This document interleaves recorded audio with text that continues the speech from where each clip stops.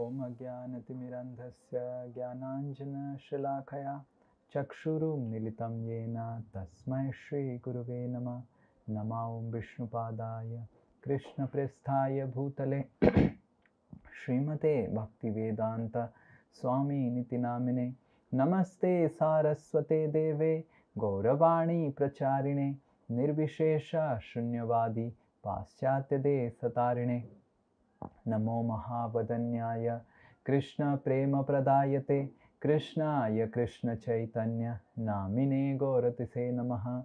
He Krishna Karuna Sindhu Dinabandhu Jagatpate Gopesh Gopika Kanta Radha Kanta Namastute Tapta Kanchana Gaurangi Radhe Vrindavaneshwari Vrishabhanu Sute Devi Pranamami Hari Priye Vancha Kalpa Taruvesha Kripa Sindhu Vya Evacha Patitanam Pavanebhyo Vaishnamebhyo Namo Namaha. Jai Shri Krishna Chaitanya Prabhu Nityananda Shri Advaita Gadadhara Shivasadi Gaura Bhakta Brinda. Hare Krishna Krishna Krishna Hare Hare Hare Rama Rama Rama Hare Hare. Mukam karoti vachalam Pangum langhayate girim Yat kripa tamaham bande Shri Guru Dinatarinam Shri Paramananda Madhavam Shri Chaitanya Mishwaram.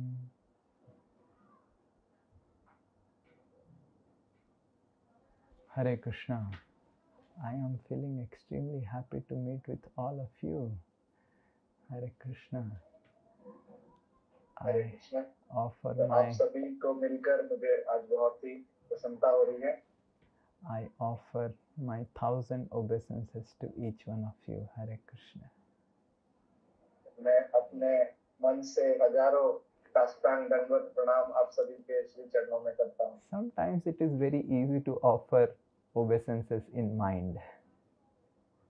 कभी-कभी मन में भक्तों को प्रणाम करना बहुत ही आसान सरल महसूस होता है. And that too in Zoom, you can easily offer very nicely by saying like this. इसलिए इस जूम के माध्यम से भक्तों को नमन करना प्रणाम करना बहुत ही आसान है. But Srila Raghunath Das Goswami in Sri Vrindavan Dham, every day he would offer 1,000 physical, not mental, obeisances to all the Vaishnavas. परंतु हम ये सुनते हैं कि श्री रघुनाथ दास गोस्वामी जो वृंदावन में वास करते थे वह प्रतिदिन 1000 बार साक्षात रूप से वैष्णवों को प्रणाम करते थे. So since Janmashtami is coming, I thought of speaking something about Janmashtami today. तो हमें पता है कि अभी जन्माष्टमी का उत्सव आने वाला है, तो उसके ऊपर मैं कुछ व्याख्या करूंगा. So in Skanda Puran, in the second Khanda called the Vaishnav Khanda, there is a very beautiful story that comes, which is very, very secret. तो स्कंद पुराण में जो वैष्णव खंड है, उसमें एक बहुत ही सुंदर और गोपनीय कथा आती है. The sages of Naimisharanya, Saunakadi Rishis, they asked Sukadev Sutta Goswami that what did Parikshit and Vajranath they do after Krishna and Yudhishthir Maharaj left this world. तो नैमिषारण्य में सभी सम्मिलित साधुओं ने सूत गोस्वामी से प्रश्न किया कि कृष्ण के इस धरातल से आविर्भाव हो जाने के बाद परीक्षित महाराज और वज्रनाथ जी ने क्या किया. Parikshit Maharaj was the son of Abhimanyu and Uttara, who was the son of Arjuna. तो परीक्षित महाराज अभिमन्यु और उत्तरा के पुत्र थे, जो कि अर्जुन के पुत्र थे. So when Yudhishthir Maharaj heard that everyone had Krishna had left this world, so Yudhishthir Maharaj immediately left the throne and went to Himalayas, and he made Parikshit as the king. तो जैसे ही युधिष्ठिर महाराज को ये खबर पहुंची कि कृष्ण इस धरातल से अंतर्धान हो गए हैं, तुरंत वह अपने राज सिंहासन को त्याग कर वह वन की तरफ बढ़े. And as all of you know, when Krishna disappeared, he actually disappeared in a very puzzling way. All the Yadus, they started fighting among themselves and they killed themselves and they disappeared. और हम जानते हैं कि जब भगवान इस धरातल से अंतर्धान हुए तो किस तरह की विचित्र कथा हुई कि सभी यदु आपस में लड़ने झगड़ने लगे और इस तरह यदुवंश भी खत्म हो गए. Practically everyone left except the 16,100 ladies who were wives of Krishna. तो इस तरह पूरा यदुवंश जो है वह अंतर्धान हो गए.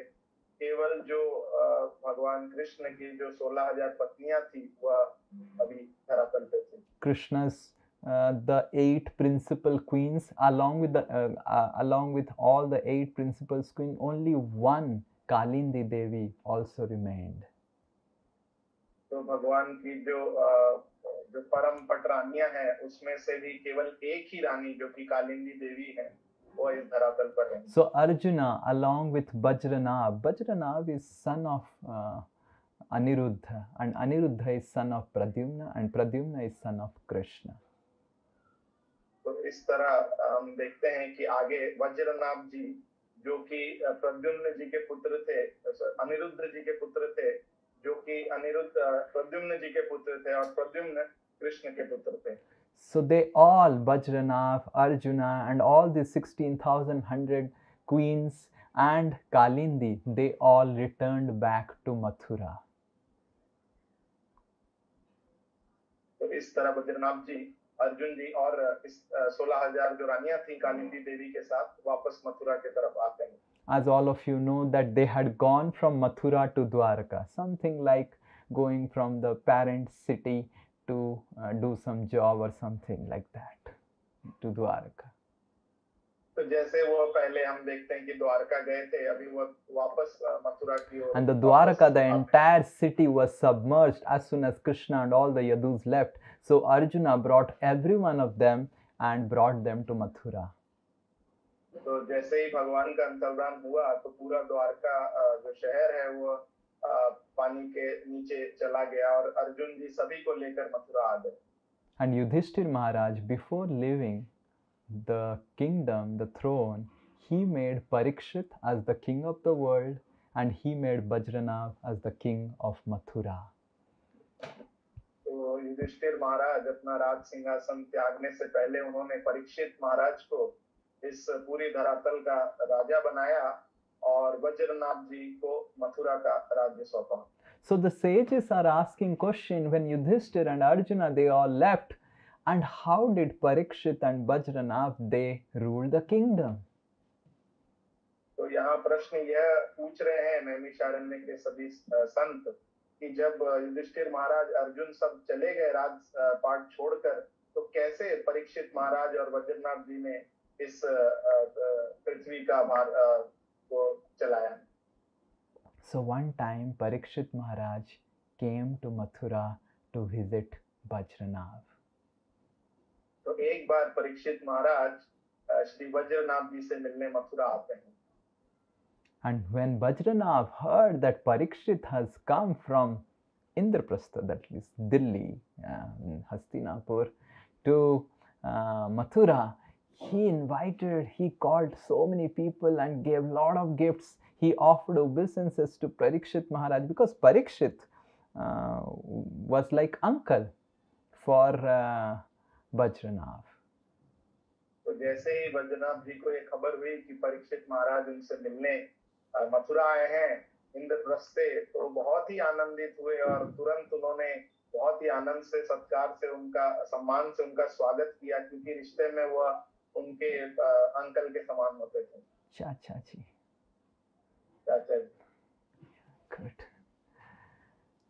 And when Parikshit reached he was properly seated and they started discussing. Parikshit asked Vajranav that, "Oh Vajranav, how are you doing? Are you happy ruling the tract of Mathura. तो इस तरह जब उनका स्वागत सत्कार से उनका आगमन हुआ, तो जब वह दोनों बैठे बात करने, तो पहली चीज परीक्षित महाराज ने वज्रनाभ जी से पूछी कि आप कैसे हैं, क्या आप खुश हैं, संतुष्ट हैं इस मथुरा के राज्य का चलाते हुए। You do not worry about anything. You please practice devotional service. I will take care of all your treasury. I will take care that your treasury is filled with money and everything. I will protect you from all the armies. You just sit and peacefully practice bhakti. Parikshit महाराज ने कहा कि आप किसी भी तरह की चिंता मत कीजिए, मैं आपको हर तरह की सहायता प्रदान करूंगा, आपको आपकी सेना को सहायता प्रदान करूंगा, आपके राज धन जो है उसमें सहायता प्रदान करूंगा, आप केवल एकाग्रचित होकर भगवान के भजन में लगिए। Actually, Parikshit Maharaj was like boss for Vajranath. देखा जाए तो परीक्षित महाराज उनके बॉस के रूप में थे। Because Parikshit was Samrat and Vajranath was one of the king under him. क्योंकि परीक्षित महाराज जो थे इस पूरे पृथ्वी के सम्राट थे और वज्रनाथ जी उसमें एक राज्य के राजा थे। But we can see how Parikshit's consciousness is so elevated and advanced that Parikshit is telling to Vajranath that you just perform devotional service peacefully, staying at Braj in Mathura. I will give you all protection. You do not have to worry and have any anxiety. हम देख सकते हैं कि परीक्षित महाराज पूरे पृथ्वी के सम्राट हैं, परंतु उनकी चेतना कितनी उच्चतम है, इतनी शुद्ध है कि वह बद्रीनाथ जी से कह रहे हैं कि आप इस मथुरा धाम में निवास कर केवल भगवान की भक्ति में अपना मन लगाइए और बाकी जो भी सहायता, जो भी आपकी आवश्यकताएं हैं, उन सब का ख्याल मैं स्वयं रखूंगा। But Parikshit understood that Vajranath is having some anxiety, and that is why Parikshit Maharaj asked, "What is your anxiety? Please, if you consider myself as your well-wisher, please reveal it to me." तो लेकिन परीक्षित महाराज को उनके मनोहाल से पता चला कि उन्हें कोई तो चिंता सता रही है, तो उन्होंने वज्रनाथ जी से कहा कि अगर आप मुझे अपना शुभ चिंतक समझते हैं तो कृपा कर मुझे बताइए कि क्या वह बात है जो आपको परेशान कर रही है। Vajranath said, "You have made me the king of this tract of Mathura, and myself, along with my grandmothers, the queens of Krishna, and along with Kalindi Devi, we are all being staying here. But apart from us, I do not have any citizens. This Mathura Mandal has become completely deserted. I don't understand whom I will rule and who are my citizens and whom I will take care." तो वज्रनाथ जी ने कहा कि हालांकि आपने मुझे दया कर इस मथुरा क्षेत्र का राज्य दिया है, राजा बना है, परंतु यहाँ तो केवल मैं रहता हूँ और अपने अग्रजों के साथ, अपने कुलवासियों के साथ और कालिंदी देवी के साथ, लेकिन यहाँ तो कोई प्रजा है ही नहीं। जब से कृष्ण गए हैं ये पूरा मथुरा जगह तो एक रेगिस्तान की तरह हो गई है। मुझे नहीं समझ आ रहा है कौन मेरी प्रजा है और किन पर मैं शासन करूं। So what do I do? उन्होंने पूछा कि मैं क्या करूं। And even Parikshit was confused and perplexed with the question of Brajranath, and that is why Parikshit called for Sandilya Rishi, who is actually the priest and the spiritual master of Nanda Maharaj. तो यह सवाल सुनकर परीक्षित महाराज भी अचंभित हो गए, वह खुद नहीं समझ पा रहे थे इसका उत्तर क्या है। तो उन्होंने शांडिल्य मुनि को निमंत्रण किया वहां पे, जो कि नंद महाराज के कुलगुरु थे। And then Sandilya Rishi actually he spoke why the Mathura Mandal has become deserted. तो शांडिल्य मुनि ने आकर समझाया कि क्यों यह मथुरा मंडल की भूमि जो है वह इस रेगिस्तान की तरह हो गई है। Sandilya Rishi said that there are two types of pastimes that Krishna performs. One is Vastavik and another is Vaivyaharik. तो उन्होंने कहा कि भगवान कृष्ण दो तरह की लीलाओं का मंचन करते हैं, एक होता है वास्तविक और एक अनदर व्यवहारिक. व्यवहारिक. The Vastavik Leela is the Nitya Leela which Krishna regularly performs eternally in Vrindavan Dham. तो जो वास्तविक लीला है वो भगवान की नित्य लीला है जो निरंतर अनंत काल से भगवान के गोलोक Right धाम में now, चलती है. when we are hearing this Katha, Krishna is performing unlimited, infinite pastimes in Sri Vrindavan Dham.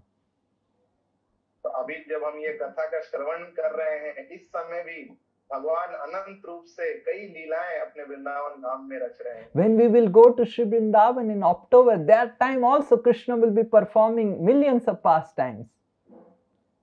तो जब हम वृंदावन जाएंगे अक्टूबर के महीने में यात्रा के लिए, तब भी कृष्ण वहां पे अनंत लीलाएं करते रहेंगे. But this Vastavik pastimes, the Nitya Leela of the Lord, not everyone is given entrance into it. तो ये जो वास्तविक लीलाएं हैं भगवान की, इसमें सभी को प्रवेश करना या सभी का दर्शन करना इसमें मुश्किल है. And that is why Sandilya Rishi said, out of his causeless mercy, Krishna comes down and he actually uncovers the Yogamaya curtain and performs his Leela. And while Krishna performs his Leela in Mathura, in Dwaraka, in Vrindavan, those pastimes which he out of his compassion reveals to others are called Vaivaharik Leela. तो परंतु जीवों पर करुणा दिखाने के लिए भगवान अपना स्वयं अपने धाम से इस धरातल पर आविर्भूत होते हैं और अलग अलग स्थानों जैसे द्वारका, मथुरा, वृंदावन में अपनी लीलाओं का मंचन करते हैं सभी बद्ध जीवों के फायदे के लिए, और इन लीलाओं को व्यवहारिक लीला बताया जाता है. And when Krishna performs this Vyavaharik Leela, only then all the living entities are able to witness those pastimes. और जब भगवान करुणावश यह व्यवहारिक लीलाओं का मंचन करते हैं इस धरातल पे, तभी ये इस जगत के सभी बद्ध जीव उन लीलाओं का दर्शन और श्रवण कर पाते हैं. And when Krishna ends his Vyavaharik Leela, even if one goes to Vrindavan, even if he goes to Mathura, even if one goes to Dwaraka, they will not be able to see any of the pastimes performed there. और जैसे ही भगवान अपनी व्यवहारिक लीला का अंत करते हैं इस धरातल पर, उसके बाद अगर कोई इन जगहों पे जाता भी है, तब भी वह इन लीलाओं का दर्शन नहीं कर पाएगा. They will simply go to Vrindavan Dham, see pigs, see gutter water, and take different pictures with their beloved and come back.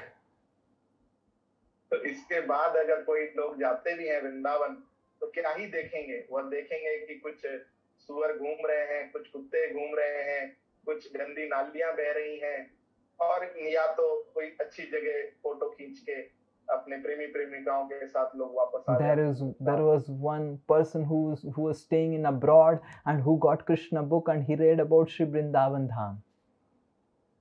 तो एक व्यक्ति था जो कि पाश्चात्य देश में रहता था और किसी तरह उसे कृष्ण बुक प्राप्त हुई और जिसमें उसने Vrindavan He read all about the Vrindavan Dham, how wonderful is Vrindavan Dham, how beautiful is Vrindavan Dham, how opulent is Vrindavan Dham, and he took a flight to Delhi and he thought that I will go to Sri Vrindavan Dham. Krishna book में उसने व्याख्या पढ़ी कि वृंदावन धाम कितना सुंदर है, चिंतामणि है, कितना सुशोभित है, और इस तरह उस सुंदरता से ललाहित होकर तुरंत उसने वहां से दिल्ली की फ्लाइट कराई, मन में यह दृढ़ निश्चय करके कि मैं वृंदावन के दर्शन करूंगा. And he went to Vrindavan. And that time in Vrindavan there was. और फिर वह वृंदावन पहुंचा. That time there was in Vrindavan there was no sanitary toilets and there was no sewage. Everything was on the roads. उस समय वृंदावन में आधुनिक व्यवस्थाएं नहीं थी. I think Santanu Prabhu's internet is not good. It is, I don't know where he has connected with the Wi-Fi or with the, So I'm audible? yes.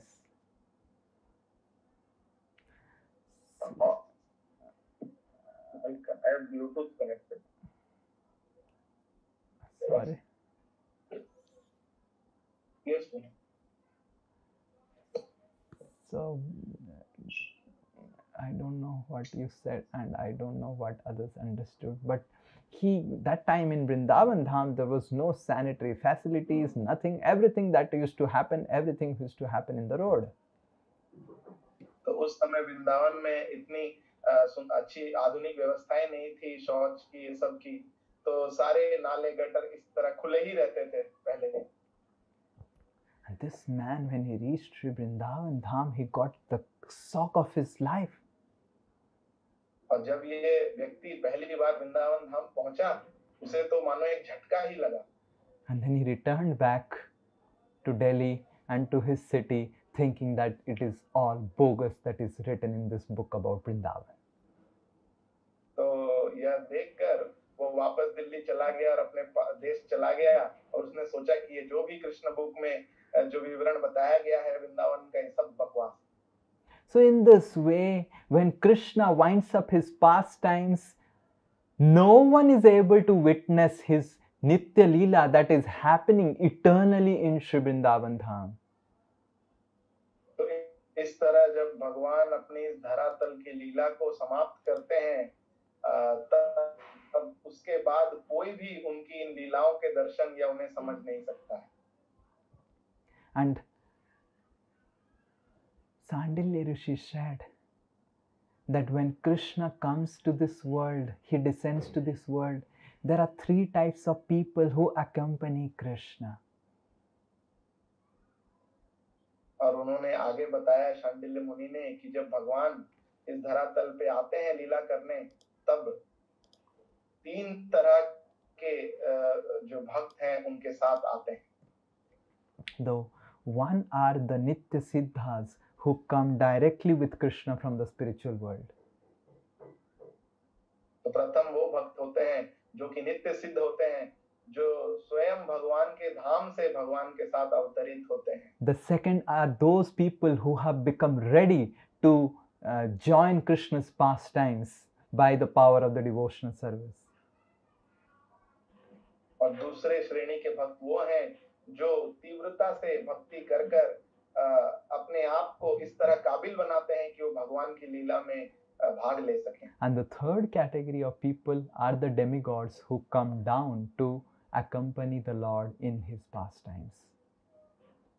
और तीसरी श्रेणी के भक्त वो हैं जो कि देवी देवता हैं, जो अलग-अलग रूप में भगवान की लीलाओं में सहयोग देते हैं. And through the pastime of killing of the Yadus, and when the Yadus killed each other, Krishna performed those pastimes so that the demigods who were acting in form of Yadus can go back to their work in the heavenly planets.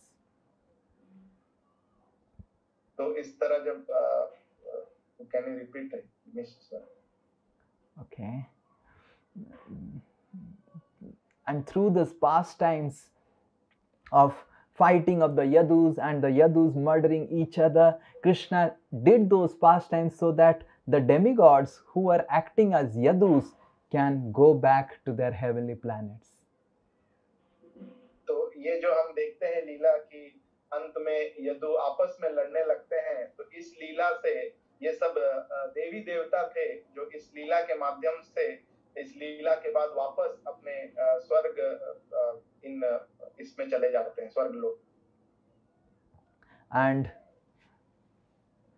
those who had become ready for going back to Godhead, they also accompany the Lord and they enter the Nitya Leela and they also go to spiritual world when Krishna closes his pastimes in this earth. और वो भक्त जो कि अपनी साधना से, अपनी भक्ति से शुद्ध हो जाते हैं, वह भगवान के साथ जब भगवान की लीलाएं समाप्त होती हैं, वह भगवान के साथ भगवान की नित्य लीला में वह भी प्रवेश करते हैं. And that is why Mathura is deserted, because everyone has left back to their own abode.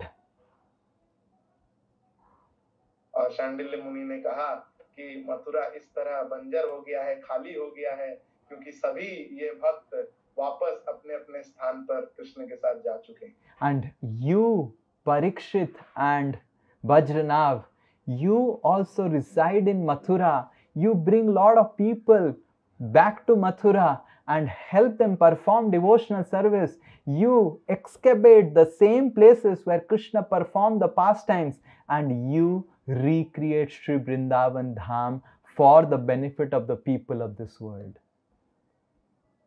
तो उन्होंने कहा कि परीक्षित महाराज, बद्रीनाथ जी, आपकी सेवा यह है कि आप पुनः इस वृंदावन धाम को स्थापित करें, भगवान की अलग अलग जो लीला स्थलियां हैं उनको स्थापित करें, ताकि लोग अलग अलग जगह से इस मथुरा मंडल में आए, भगवान की भजन साधना में लगें और शुद्ध होकर भगवान की भक्ति में लगें. So what we see Sri Vrindavan Dham and the places we go and visit in Sri Vrindavan Dham is primarily the service that Vajranath did to all of us. तो जो भी लीला स्थलियां आज हम वृंदावन में दर्शन करते हैं, तो उनको उजागर करने का, पुनः स्थापित करने की जो मुख्य सेवा है, वह वज्रनाथ जी ने हम सब के लिए. So immediately Parikshit Maharaj ordered to bring lot of Vaishya families back to Sri Vrindavan Dham, and there were a lot of Brahmanas, and Suta Goswami says Parikshit Maharaj specifically offered his respects to the Brahmanas, and because there were no human beings, the human beings were brought from different places, but there were a lot of monkeys. तो इस तरह परीक्षित महाराज ने तुरंत निर्णय किया और आदेश दिया कि कई वैश्य परिवारों को मथुरा मंडल में बुलाया जाए, और कई ब्राह्मणों को भी बुलाया गया, और स्वयं परीक्षित महाराज ने उनका स्वागत किया. लेकिन कई जो इनमें से जो आए थे वह बंदर भी थे. And the monkeys of Sri Mathura Mandal, they were specifically respected by Parikshit Maharaj, Suta Goswami says, and Vajranath, understanding that they are eternal associates of the Lord. और परीक्षित महाराज ने अलग से स्वागत किया और प्रणाम किया सभी उन बंदरों का जो कि ब्रज मंडल में आए, क्योंकि उन्हें पता था ये सब भगवान के. Parikshit Maharaj and Vajranath, they can respect the monkeys as devotees of Krishna. We can respect the devotees as devotees of Krishna, definitely.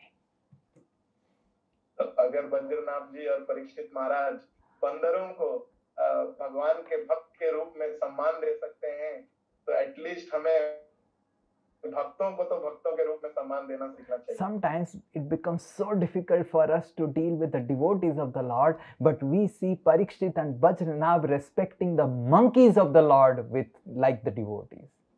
कभी-कभी इतना मुश्किल हो जाता है हमारे लिए भक्तों के साथ रहना, उनके साथ सेवा करना, उनके साथ आदान प्रदान करना, कि कई अपराध हो जाते हैं. लेकिन हम देखते हैं कैसे वज्रनाथ जी और परीक्षित महाराज बंदरों को भी, जो कि पशु हैं, उनको भी किस तरह वैष्णवों का जैसे सम्मान दे रहे हैं. And when everyone was happy and there was constantly service to Krishna going on, then the entire town of Mathura again got very vibrant. तो इस तरह जब भगवान की सेवा वहां पुनः स्थापित हुई और सभी लोग आनंद से रहने लगे, तो वापस मथुरा मंडल में खुशहाली का माहौल छा गया. Everyone was happy in Mathura except the 16,100 queens of Krishna. तो हर कोई मथुरा में बड़े ही आनंद से रह रहे थे, केवल भगवान कृष्ण की 16,100 पत्नियों को छोड़कर. The 16,100 wives headed by Rohini Devi, they approached Kalindi, who is also a wife of Krishna. So then they approached Kalindi Devi, and Kalindi Devi was very peaceful, and they were very shocked that how come Kalindi is so peaceful. तो ये सभी पत्नियां कालिंदी देवी के पास जब आई तो देखा कि वह बड़े शांत स्वभाव में हैं और खुश हैं, तो उन्हें उन्हें समझ नहीं आया कि वह कैसे इतनी शांत हैं। So all the queens headed by Rohini Devi, they asked Kalindi that you are also wife of Krishna. Are you not feeling any separation from Krishna? How you are so peaceful? तो ये सभी पत्नियों ने पूछा कि आप भी तो कृष्ण की पत्नी हैं हमारी तरह, तो क्या आपको कोई विरह, भगवान से विरह, कोई दुख महसूस नहीं हो रहा है? So Kalindi Devi said, I am a servant of Srimati Radharani. And because I am a servant of Srimati Radharani, I do not feel any separation from Krishna at any point of time. Hare Krishna. तो कालिंदी देवी ने कहा कि मैं श्रीमती राधा रानी की सेविका हूँ, और क्योंकि मैं उनकी सेविका हूँ तो एक क्षण के लिए भी मैं कभी कृष्ण से विरह महसूस नहीं करती। Those who become, Kalindi Devi said that Krishna is Radharani is Atma of Krishna, and that is why Krishna is called Atma Ram, one who enjoys with Srimati Radharani. तो उन्होंने कहा कि राधा रानी जो है वह कृष्ण की आत्मा है, और इसीलिए कृष्ण का नाम आत्मा राम है, क्योंकि वह श्रीमती राधा रानी के संग में आनंद प्राप्त करते हैं। And those who become servants of Srimati Radharani, they never experience any separation from Krishna. और जो कोई भी श्रीमती राधा रानी का सेवक बनता है वह कभी भी श्री कृष्ण से विरह महसूस नहीं करता। And the next question is, how do you become servant of Srimati Radharani, and how do you not feel the separation from Krishna? तो अगला सवाल यह उठता है कि हम कैसे राधा रानी के सेवक बने, और कैसे यह होगा कि हम कृष्ण से विरह महसूस नहीं करेंगे। So Kalindi Devi said कि here in Vrindavan there is a place called Kusum Sarovar. How many of you have gone to Kusum Sarovar? Okay, very good, very good. तो कालिंदी देवी ने कहा कि वृंदावन में एक बहुत ही सुंदर स्थल है जिसका नाम है कुसुम सरोवर। When Krishna left this world, he taught the mysteries of how to enter his eternal abode Vrindavan to Uddhava, his very dear friend. तो उन्होंने कहा कि जब भगवान इस धरा से अंतर्धान हुए तो जाने से पहले उन्होंने सबसे गुह्यतम रहस्य जो है कि कैसे कोई व्यक्ति भगवान के नित्य लीला में प्रवेश कर सकता है, उनके धाम जा सकता है, इसका ज्ञान उद्धव जी को दिया। And Uddhava, he is still staying within this tract of land of Braja in the form of Gulmalata. और उद्धव जी जो हैं वह आज भी इस ब्रज मंडल में निवास करते हैं एक गुलमलता के रूप में। And if we all go and pray to Uddhava, then Uddhava can tell us how to enter the eternal abode of the Lord. और अगर हम जाते हैं वृंदावन में और प्रार्थना करते हैं तीव्रता से उद्धव जी से, तो वह जरूर हमें यह रहस्य बताएंगे कि कैसे हम भगवान की नित्य लीला में प्रवेश करें। Generally, Uddhav is extremely attached to big festivals. तो ऐसे देखा गया है कि उद्धव जी जो हैं वह बहुत ही वो आसक्त हैं बड़े-बड़े त्योहारों से। If we all go there and chant the names of Krishna and we perform Sankirtan and we do a big festival in glorification of Krishna, then Uddhava will definitely appear there. तो अगर हम वृंदावन में जाते हैं और जोरों से संकीर्तन करते हैं एक साथ मिलकर और बहुत बड़ा उत्सव मनाते हैं भगवान की लीलाओं को गाते हुए, तो जरूर उद्धव जी वहां प्रकट So immediately they informed Parikshit and Bajranav and all the wives along with Rohini and Kalindi and everyone. They reached Kusum Sarovar, and immediately Parikshit Maharaj and Bajranav, they planned a very big festival here in Kusum Sarovar. तो इस तरह तुरंत निर्णय हुआ और परीक्षित महाराज और वज्रनाभ जी के आदेश से एक बहुत बड़ा उत्सव कुसुम सरोवर में आयोजित किया गया, जिसमें ये सभी कृष्ण की पत्नियां आई और बहुत बड़ा उत्सव वहां पे प्रारंभ हुआ. And when the Sankirtan was becoming more and prominent, then immediately within the grooves of near Govardhan in Kushum Sarovar, Uddhav appeared. तो इस तरह जब संकीर्तन तीव्रता से उच्च स्वर में बढ़ने लगा तो वहीं गोवर्धन के पास कुसुम सरोवर में उद्धव जी वहां पे आविर्भूत हुए. Uddhava was exactly looking like Krishna. तो उद्धव जी बिल्कुल कृष्ण के समान ही रूप में दिख रहे थे. And Uddhava was signing and he spoke to all the people that were assembled. तो उद्धव जी इतने मनोरम दिख रहे थे और वहां पे उन्होंने जितने भी लोग सम्मिलित हुए थे उनसे कहना प्रारंभ किया.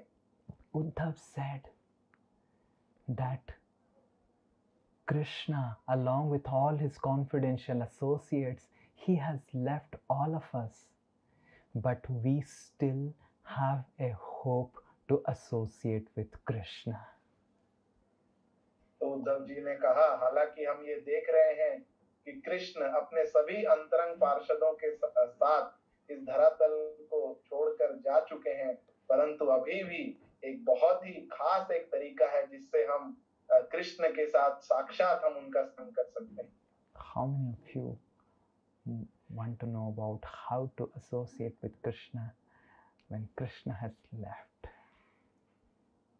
आप में से कितने लोग जानना चाहते हैं और स्वयं संग करना चाहते हैं कृष्ण के साथ साक्षात जब कृष्ण इस धरातल से जा चुके? Now you're going to hear, now is the climax of today's class, so hear very attentively. Even if you're sleeping till now for the last 45 minutes, get up, wake up. This is just a whistle blower, like the referee. It's a whistle to wake you up, so I'm just making you wake up. So please. आज की कथा का जो सबसे मुख्य प्रसंग है वो अभी मैं बताने वाला हूँ. तो जो भी अभी कुछ लोग जगे थे, नहीं जगे थे, सब तीव्रता से आप आगे की व्याख्या सुनिए. Very good. No, it was just waking you up. So Uddhav said when Krishna left, Krishna kept himself in this world through the words of Srimad Bhagavatam. तो उद्धव जी ने कहा कि कृष्ण इस धरातल से अंतर्धान हुए, लेकिन उन्हें स्वयं को इस भौतिक जगत में रखा है श्रीमद् भागवतम के शब्दों के. Anyone who recites Srimad Bhagavatam, anyone who reads Srimad Bhagavatam, anyone who hears Srimad Bhagavatam with attention can enter Shri Vrindavan Dham without any doubt. जो भी व्यक्ति ध्यान पूर्वक श्रीमद् भागवतम का अध्ययन करता है, उनके श्लोकों का उच्चारण करता है, उसका श्रवण करता है, वह जरूर अपने जीवन के अंत में श्री वृंदावन धाम में प्रवेश. I heard Srimad Bhagavatam for the first time from my Guru Brihaspati. तो मैंने स्वयं श्रीमद् भागवत का पहली बार श्रवण किया था अपने गुरु श्री बृहस्पति जी के श्रीमुख से. And because I heard from Brihaspati Srimad Bhagavatam for 1 month, the fruit that I received because of hearing Srimad Bhagavatam 1 month was that Krishna called me and sent me as a messenger to pacify the gopis of Shri Vrindavan Dham. और क्योंकि मैंने 1 महीने नित्य रूप से श्रीमद् भागवतम का श्रवण किया अपने गुरु के मुख से, इसके फल स्वरूप कृष्ण ने स्वयं मुझे बुलाया और मुझे यह सेवा प्रदान की कि मैं उनका जो उनकी वाणी है और उनका जो संदेश है वो लेकर वृंदावन में गोपियों के पास जाऊं। It is only because of the mercy of through Srimad Bhagavatam that I got the association, the such intimate association of the residents of Sri Vrindavan Dham. तो केवल उस श्रीमद् भागवत की श्रवण करने से, उसी की कृपा से मुझे यह दुर्लभ मौका मिला कि मैं ब्रज में जाऊं और इतने गुह्य रूप से मैं ब्रजवासियों का दर्शन कर पाया और उनका संग कर पाया। It was only because of that mercy I could understand what is pure love for Krishna. और केवल उसी कृपा के वजह से मैं समझ पाया कि भगवान के प्रति शुद्ध प्रेम क्या होता है। And it is only by hearing Srimad Bhagavatam that one can get association of Krishna in Kali Yuga. और केवल श्रीमद् भागवतम के श्रवण से ही इस कलयुग में व्यक्ति भगवान कृष्ण का संग पा सकता है। And now comes a very, very interesting thing. Uddhav says, I will tell you very secret stories about Srimad Bhagavatam. तो इसके बाद उद्धव जी कहते हैं कि मैं आपको श्रीमद् भागवतम के कुछ बहुत ही गुह्यतम जो व्याख्या है उसे बताता हूँ। This is what my spiritual master Brihaspati had said to me. यही मेरे गुरुदेव बृहस्पति जी ने मुझे बताया था।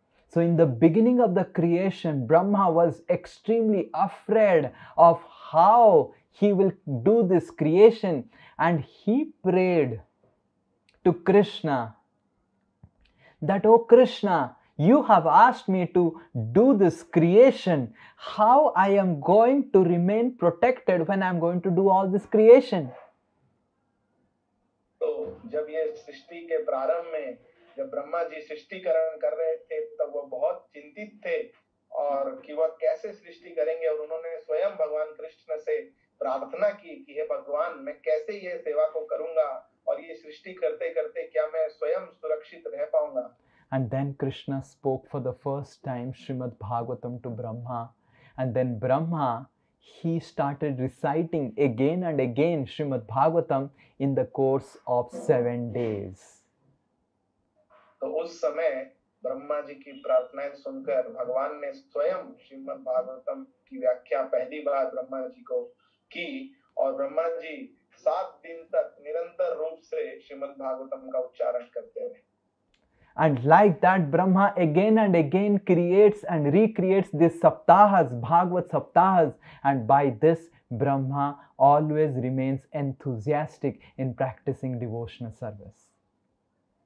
तो इस तरह नित्य रूप से बार बार ब्रह्मा जी यह भागवत सप्ताह करते रहते हैं, इसका श्रवण करते रहते हैं, और इस तरह वह हमेशा कृष्ण भावनामृत में this Bhagavad Saptaha, which we have tradition in India, actually begins from Brahma.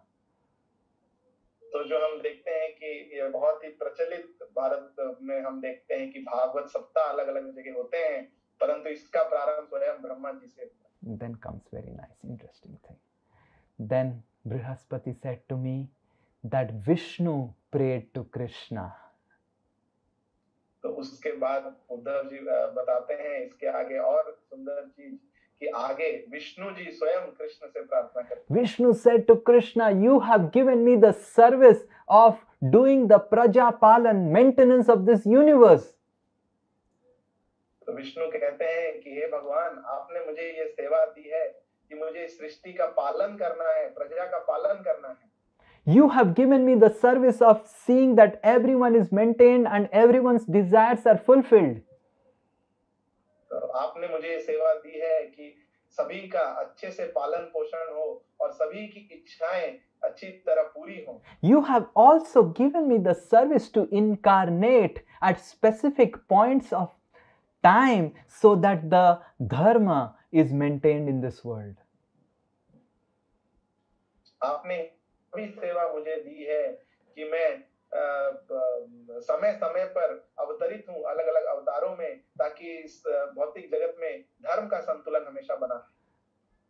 And I have also I have been also given the service by you to award liberation, 5 kinds of liberation to those who want liberation from this world.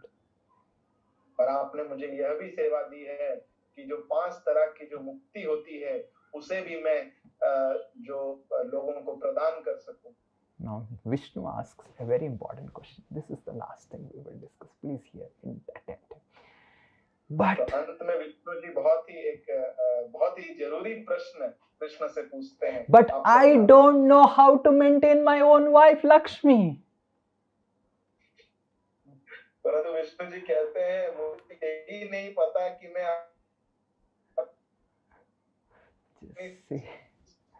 स्वयं अपनी पत्नी लक्ष्मी का पालन। Vishnu knows to maintain the universe, but he doesn't know how to maintain his wife. Just imagine how difficult it's maintaining a wife.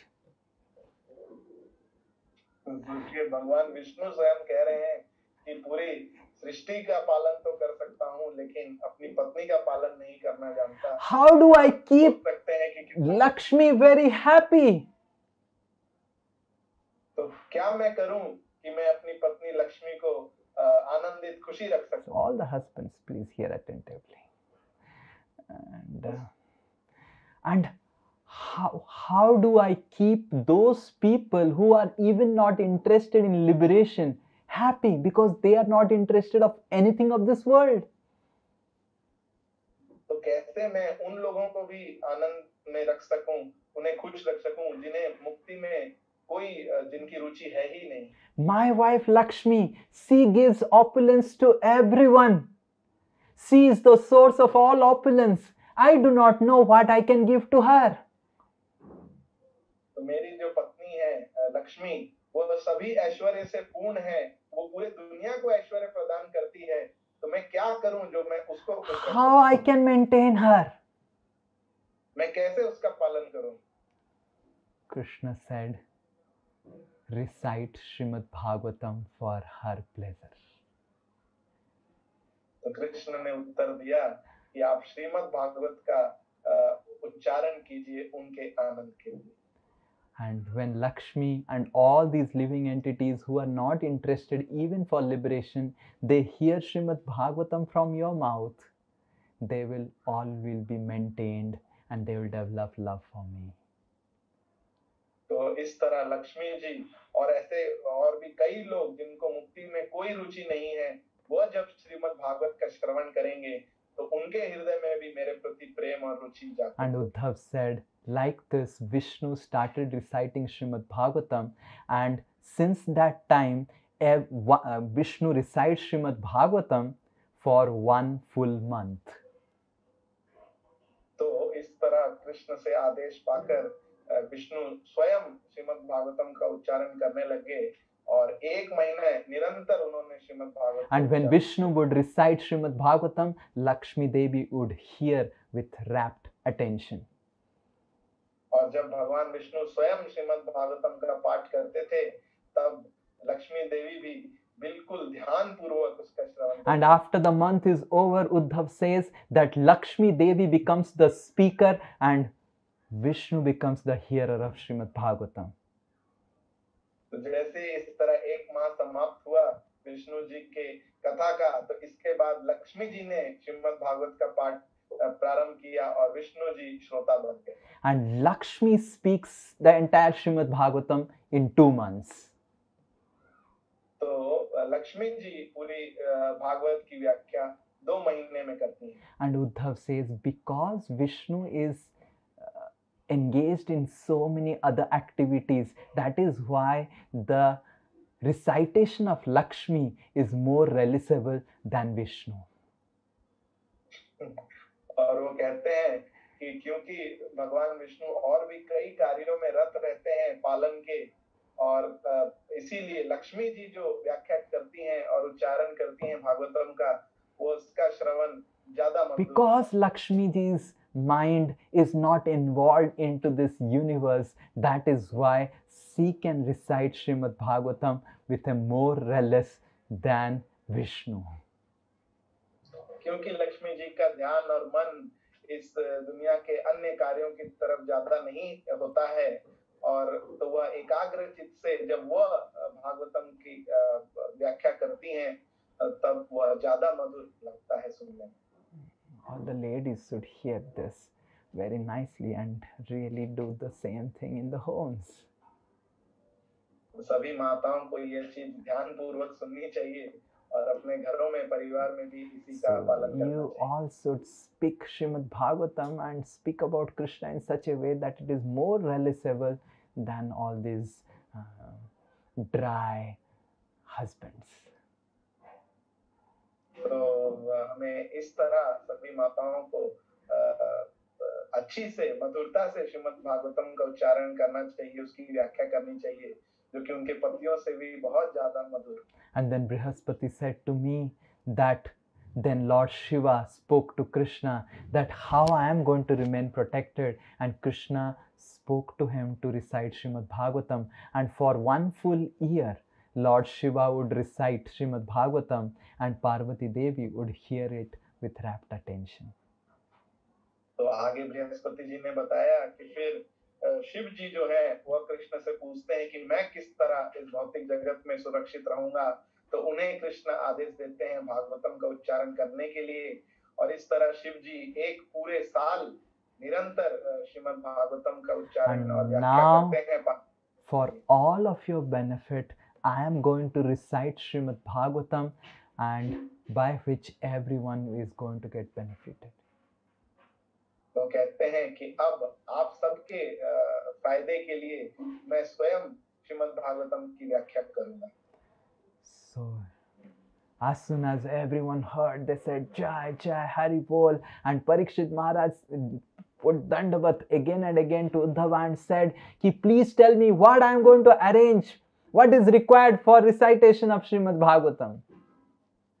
जैसे ही सभी सम्मिलित भक्तों ने सुना कि उद्धव जी स्वयं श्रीमद् भागवत की व्याख्या करने वाले हैं, सब इतने आनंदित हो गए और तुरंत परीक्षित महाराज ने पूछा कि आप मुझे बताइए कि क्या व्यवस्था मुझे करनी होगी इस सत्संग के लिए। Uddhav said that all these devotees can sit here and hear Srimad Bhagavatam, and you Parikshit, you please go and subdue Kali.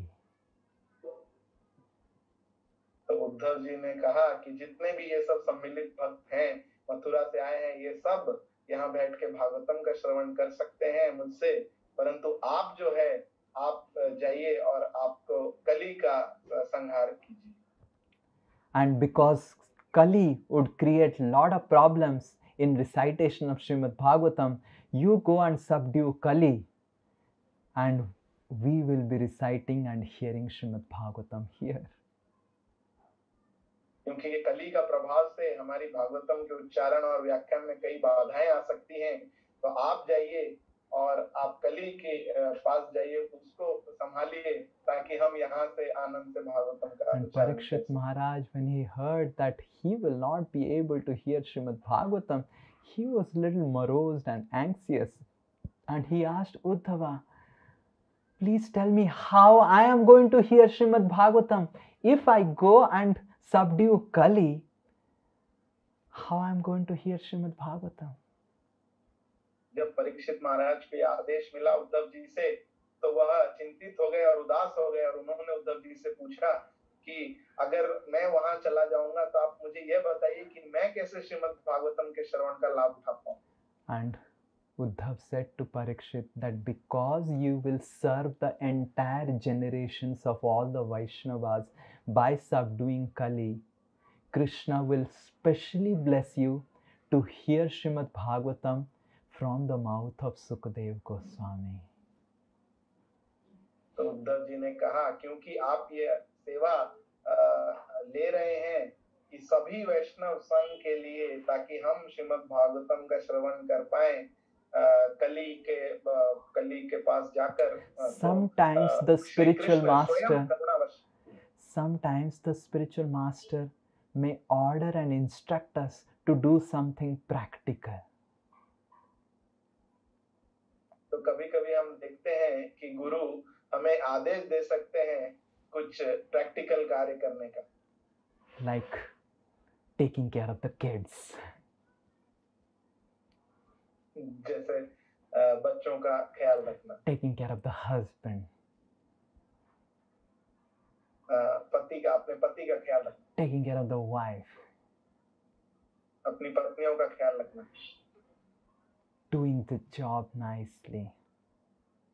हम अपना जो भौतिक कार्य है, जॉब है, उसको अच्छे से करें.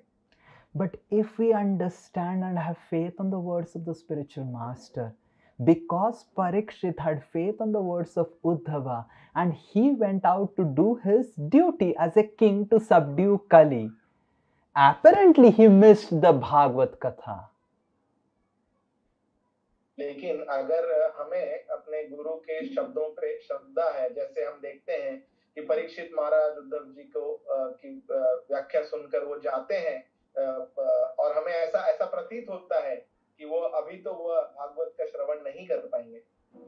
But actually because of that, Parikshit Maharaj, because he humbly served the instructions of Uddhava and he was not present in that Bhagavad Katha, he got the opportunity to hear Bhagavatam from the mouth of Sukadeva Goswami. परंतु हम देखते हैं कि क्योंकि परीक्षित महाराज ने नम्रता पूर्वक उद्धव जी के आदेश का पालन किया सभी वैष्णवों की प्रसन्नता के लिए, तो उन्होंने स्वयं उन्हें यह कृपा मिली कृष्ण की कि सुखदेव गोस्वामी के मुख से वह श्रीमद् भागवत सुनता है. And for the generations to come, Vyasdev actually recorded that Srimad Bhagavatam discussion. There are several Srimad Bhagavatam discussions that has happened till now from eternity. But Vyasdev recorded only that discussion that happened between Parikshit and Sukadeva Goswami.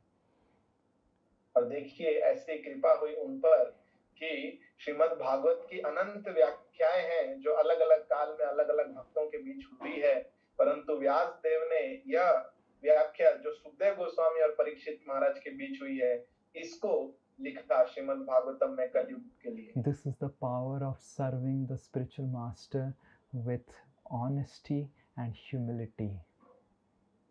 तो यह शक्ति है कि अगर कोई अपने गुरु की सेवा करता है नम्रता से और सच्चे हृदय से. Many of Srila Prabhupada's disciples, they were not knowing what to hear Srimad Bhagavatam. They were hardly doing some sadhana. They were not knowing even the pastimes of Srimad Bhagavatam. तो हम देखते हैं कि श्रील प्रभुपाद के भी कई शिष्य थे जो कृष्ण के बारे में, कृष्ण भावनामृत के बारे में इतना कुछ नहीं जानते थे, श्रीमद् भागवतम के श्लोकों को नहीं जानते थे. One time one reporter asked some of the disciples that you are so madly being involved in this Hare Krishna movement. Can you tell us what you understand about this movement? तो एक बार एक reporter ने पूछा इन भक्तों से कि हम देखते हैं कि आप पागलों की तरह इस हरे कृष्ण आंदोलन में जुड़ गए हैं और कुछ सेवा कर रहे हैं, क्या आप हमें बता भी सकते हैं कि हरे कृष्ण आंदोलन असल में है क्या? They said we don't know anything about it, but we just know one thing, that this old Swami has that he has come from India, he has not come to cheat us.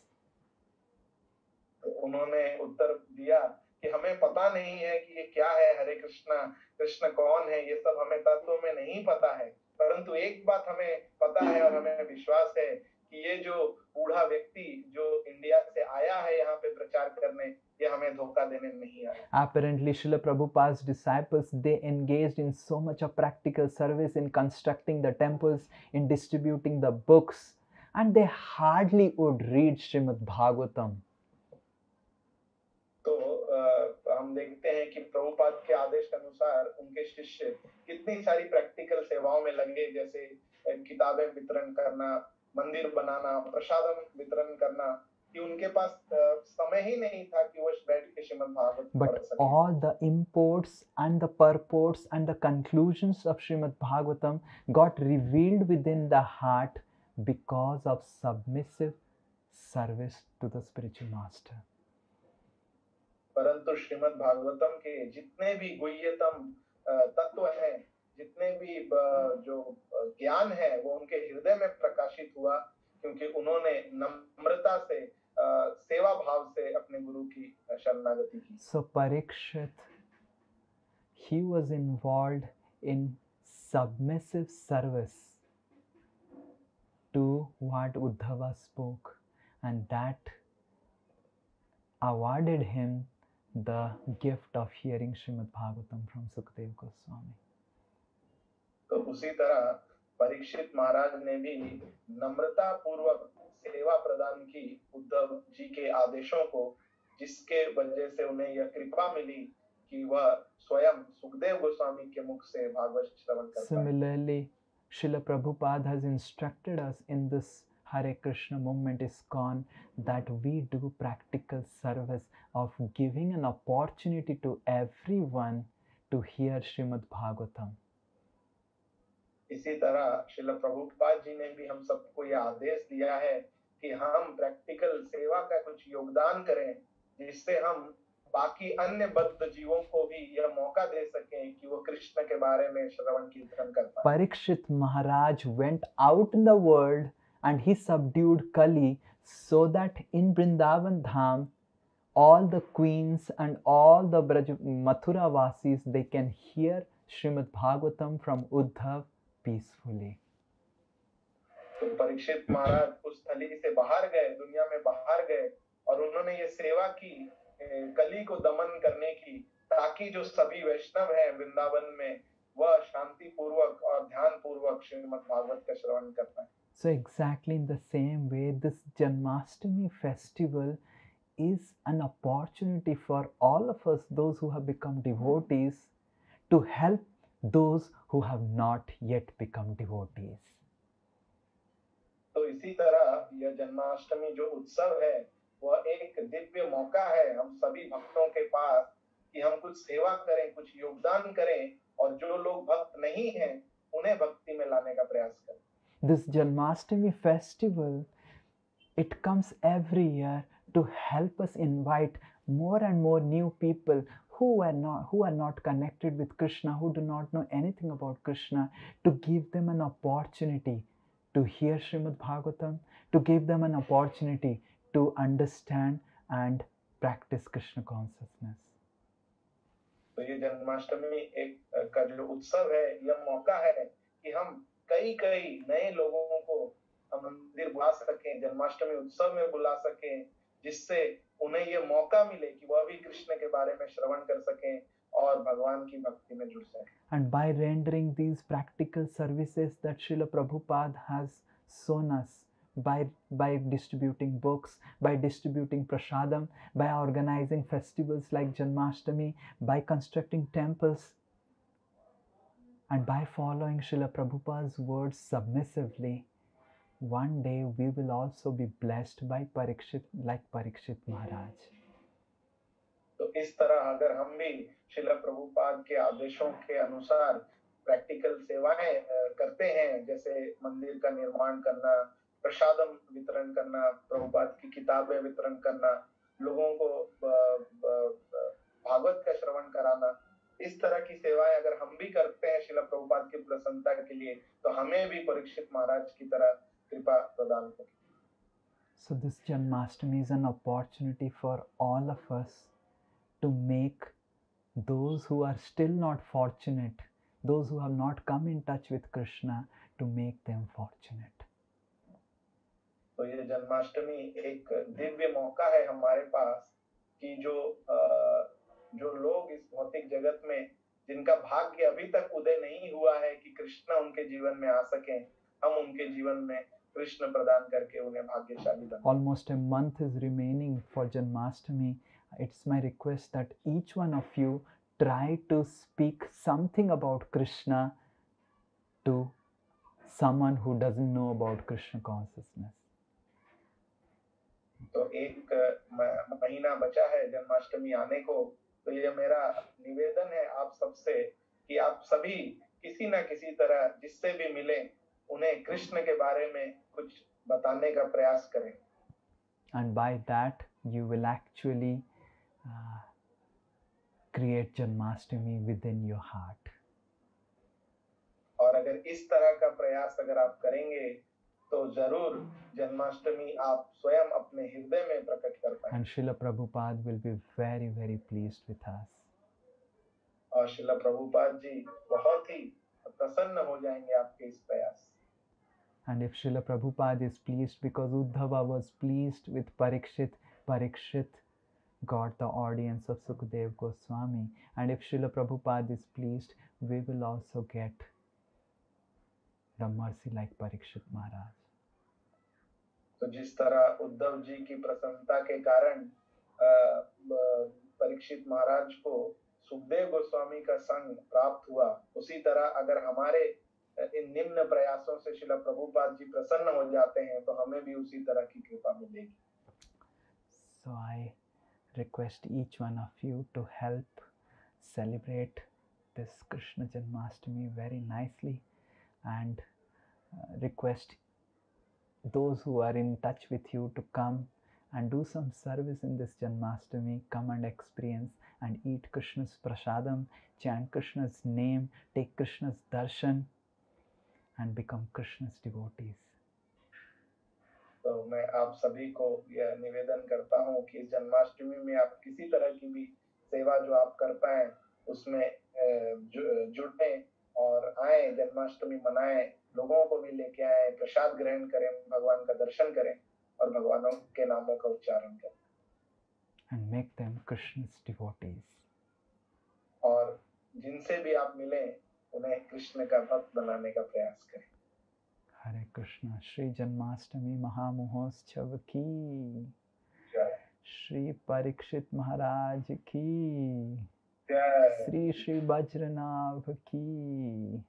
So when all these people, they heard about Srimad Bhagavatam, all the ladies, the Krishna's queens, Kalindi and everyone again enter Nitya Leela of the Lord.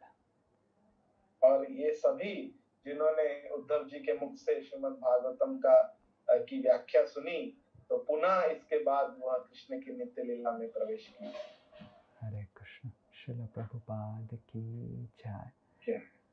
वांछा कल्पतरुश्च कृपा सिन्धुभ्येव च पतितानां पावनेभ्यो वैष्णवेभ्यो नमो नमः। अनंत कोटि वैष्णव वृंद की जय, वैष्णव ठाकुर की जय। हरे कृष्ण।